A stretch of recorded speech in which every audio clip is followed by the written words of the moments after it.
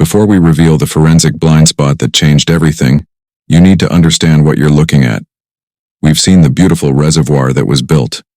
We've examined the warning signs that appeared and the depressional features that fooled everyone. Now comes the real trigger, hidden in plain sight. What I'm about to show you will explain why this reservoir survived 514 days of normal operation before Hurricane David arrived.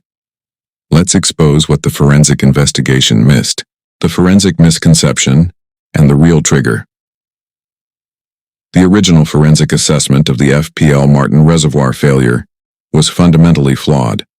Not only did it misidentify the root cause, incorrectly attributing the depressional features to sinkhole activity, it completely overlooked the critical trigger event that precipitated the catastrophic collapse. What the assessment failed to document was this. The sudden failure on October 30th, 1979, directly followed an unprecedented spike in reservoir water level.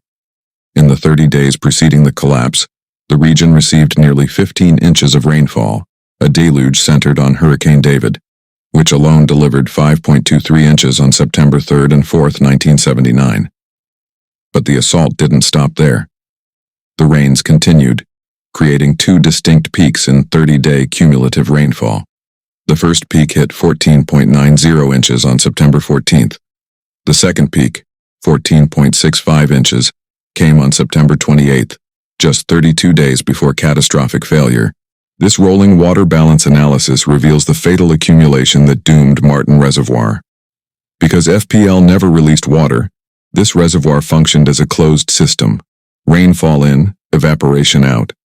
The cumulative curves show precisely when rainfall overwhelmed evaporation.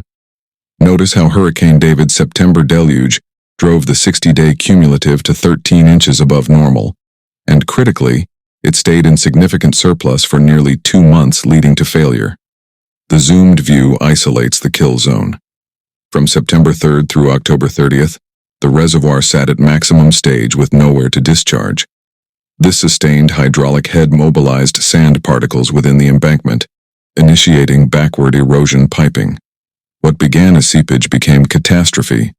In piping failures, flow increases with the fourth power of the pipe diameter.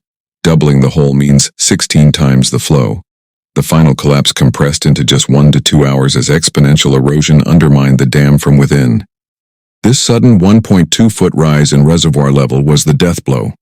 For a reservoir holding water 15 to 17 feet above ground level, this 12-inch surge represented a massive increase in hydraulic head pressure on the already developing backward erosion piping channels beneath the dam. The evidence was clear but unseen.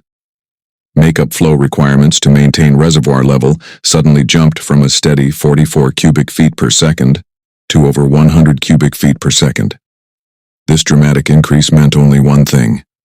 The subterranean flow rate had more than doubled.